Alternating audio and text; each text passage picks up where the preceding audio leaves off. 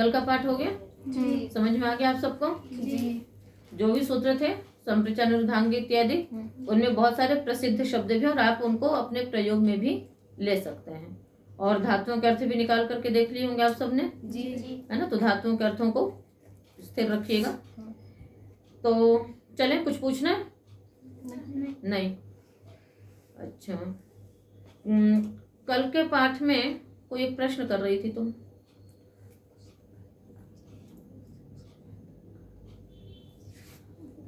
जो शानन में जो शानन प्रत्यय हुआ है, तो पुन धातु और यज धातु से शानच हो जाता है, तो उसमें क्या अंतर है? इसका उत्तर मिल गया आपको? मिल गया क्या? ये नित्यादि से वहाँ पे स्वर का फर्क पड़ेगा। हाँ, जो शानन और शानच रूप तो एक ही बनेंगे और सार्वधातुक संज्ञा भी होगी, किंतु चित होने से चितः संतोदात्त होगा और शानन नित होने से इनित्यादि नित्यम से आदिदात्त होगा।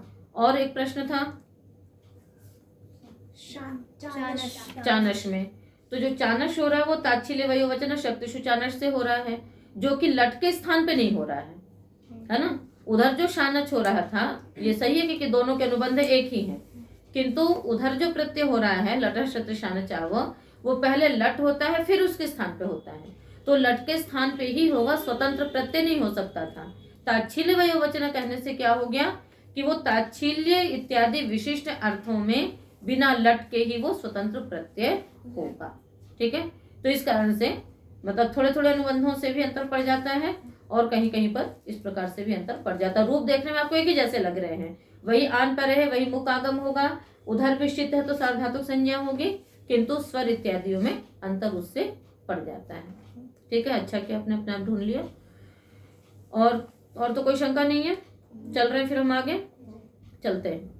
चलन शब्दार्थाद कर्मकार, चलन शब्दार्थात पंचमी का एक वचन, अकर्मकार पंचमी का एक वचन, युज् प्रथमा का एक वचन। चलनंच शब्दश्च इति चलन शब्दौ, चलन शब्दौ अर्थौ यस्य स चलन शब्दार्थः तस्मात् चलन शब्दार्थात्, न विद्यते कर्म यस्य स तस्मात् अकर्मकात्। तो चलनार्थक शब्दार्थक अकर्मकाद उसका विशेषण बन जाएगा। ठीक है ना, क्योंकि चलनार्थक शब्दार्थक धातुएं ऐसी हैं कि सकर्मक भी हैं और अकर्मक भी हैं।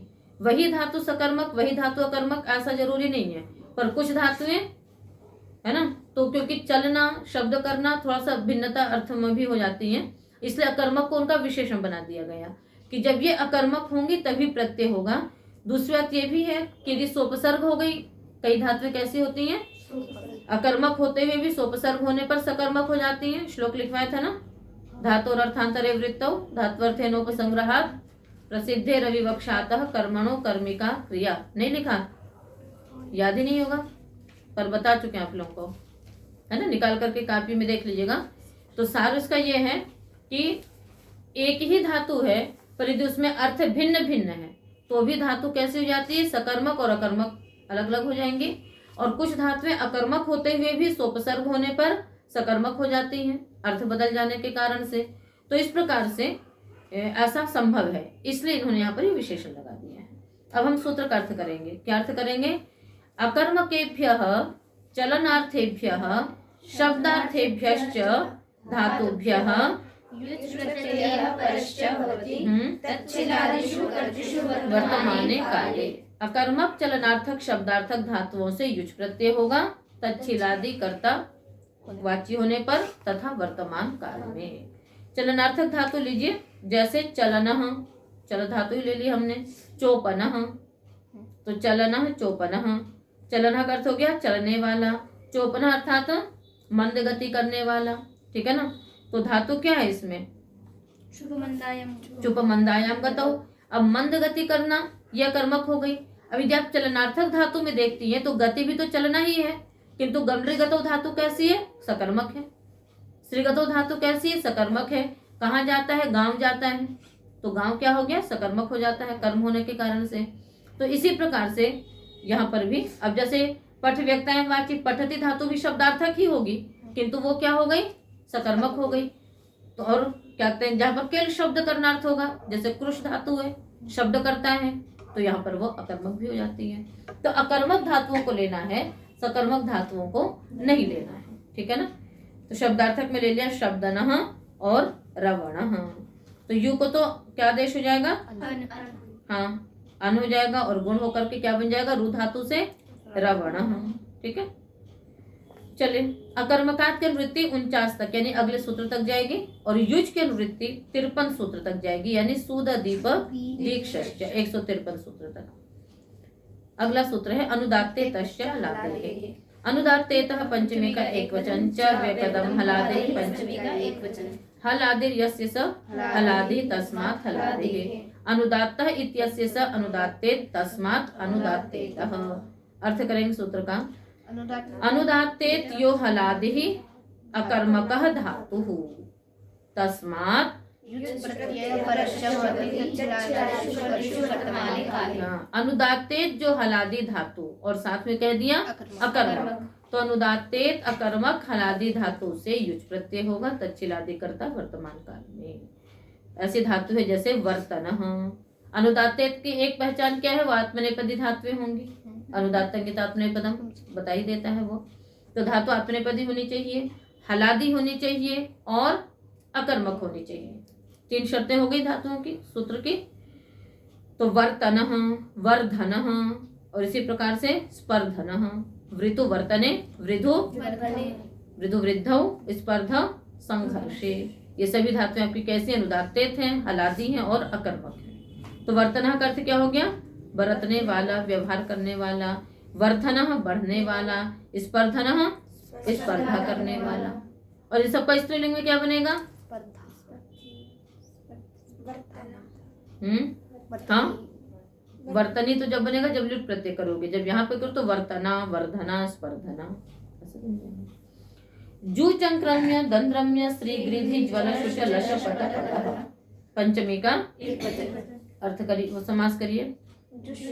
हाँ, चंक्रम्यश्च दंद्रम्यश्च श्रीच गृध्वभिकांक्षायाम, है ना। तो गृधुश्च ज्वलश्च शुचश्च लशश्च पदश्च पदश्च इति पत।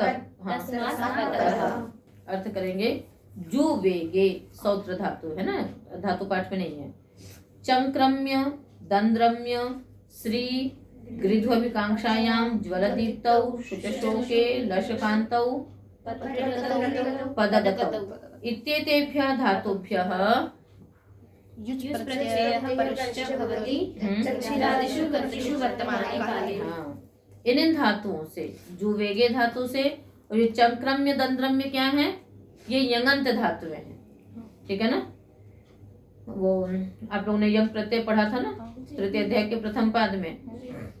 तो कौन सा सूत्र था, नित्यम कौटिल्य गतौ, कुटिल गति में। तो चंक्रम्यते दंद्रम्यते आपने उदाहरण भी बनाए थे।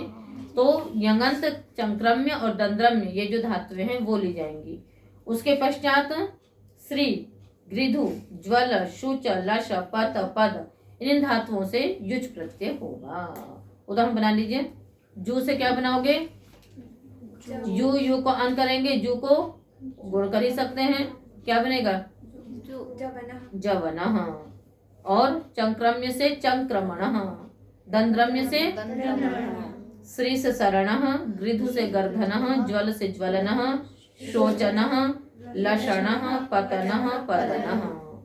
तो जवनः गति करने वाला, चंक्रम्य आगे अन है, यहाँ पर क्या हो जाएगा, पहला तो लोप से आकार का लोप करेंगे और फिर यस्य हलः से यकार का लोप कर देंगे। हल सूत्र जो यकार उसका धातु पर लोप हो जाता है। सिद्धि आप सबने पढ़ी हुई है, यस्य हलः पढ़ा हुआ है ना, तो हो जाएगा लोप हो जाएगा। ऐसे दंद्रमणः टेढ़ी गति वाला, शरणः गति करने वाला, गर्धनः लालची है ना, गृध्र इसीलिए उसको बोलते हैं, लालची होता है। ज्वलनः जलने वाला, शोचनः लषणः अभी आया था अभिलाषी अपलाशी का, लालची। पतनः गिरने वाला, पदनः गति करने वाला।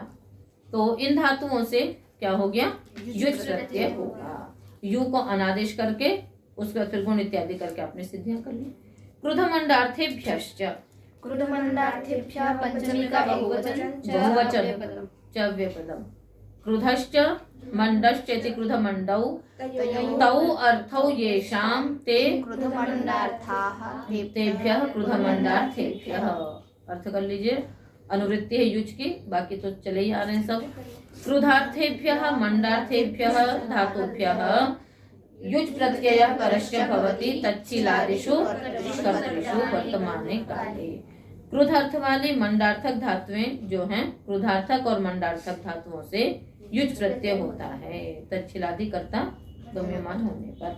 बना उदाहरण, क्रुध से क्रोधनः रोषणः और मंड से मंडनः भूषणः। मंड है ना, सजाने अर्थ में होता है आपका, तो मंडनः भूषणः। क्रोध क्रुश ये सब धातुएं क्रोध अर्थ वाली हैं, तो क्रोधनः क्रोशनः। यू को अनादेश हो जाएगा, गुण होकर के बन जाएगा। नयः नव्य पदम, यह पंचमी का एक वचन, युज के वृत्ति आ रही है। अर्थ करेंगे यकारांता धातु युज प्रत्ययो न भवति तच्छीलादिषु कर्तृषु वर्तमाने काले। ऊपर कई धातुओं से युज प्रत्यय का विधान था, जैसे अनुदात्ते तश्च हलादे था, जो चंक्रम्य में तो परिगणित कर दी गई, इसलिए उससे नहीं होगा।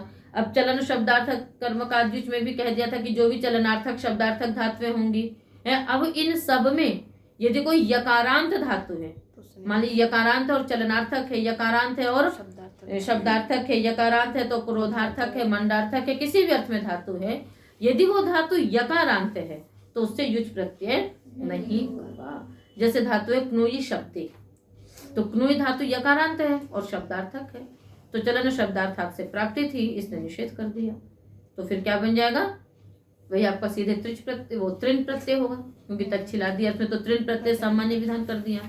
तो क्नुयिता क्ष्मायिता, तो जो औत्सर्ग मतलब जब प्रत्यय का निषेध हो जाएगा तो कौन सा प्रत्यय होगा, जो उत्सर्ग प्रत्यय है तच्छीलादि में, तच्छीलादि में उत्सर्ग प्रत्यय क्या है, तृण, तो वही होगा। तो क्नुयी शब्दे, ठीक है ना, और क्ष्माई कंपित होने वाला, ये चलनार्थक में आ गया, तो है ना, तो ये अनुदात्ते थी धातु, अनुदात्ते तश्च हलादे से प्राप्ति थी किसी में, तो इस प्रकार से इसने निषेध कर दिया। सुददीप दीक्षश्च, दीक्षा पंचमी का एकवचन न के वृत्ति आ रही है। सुदश्च दीपश्च दीक्षश्च इति सुददीप दीक्ष तस्मात् दीक्षः। सुददीप दीक्षेति तेभ्यः धातुभ्यः युज प्रत्ययः न भवति तच्छीलादिषु कर्तृषु वर्तमाने काले। इन धातुओं से भी युज प्रत्यय नहीं होगा, इसको भी अनुदात्ते तश्च हलादे से प्राप्ति थी, ठीक है। तो अर्थ करिए, वो उदाहरण बनाइए सूत्रों का, वही तृण हो जाएगा। तो सूदिता, सूद सो नहीं होगा, सूदिता दीपिता दीक्षिता, गुण की भी प्राप्ति नहीं है, कोई भी धातु लघु पद नहीं है इस कारण से। तो सूदिता है ना, शुदक्षरण क्षरित होने वाला, दीपि दीप्तो प्रदीप्त होने वाला, और दीक्ष दीक्षित होने वाला। तो इन धातुओं से भी दीक्ष मौंड्य धातु क्या है, दीक्ष मौंड्य, तो वो दीक्षा लेने से पहले व्यक्ति मतलब मुंडन होता है, तो वो उसकी एक पहचान है, इसलिए यहाँ पर दीक्षित होने वाला, ठीक है। तो बस करें।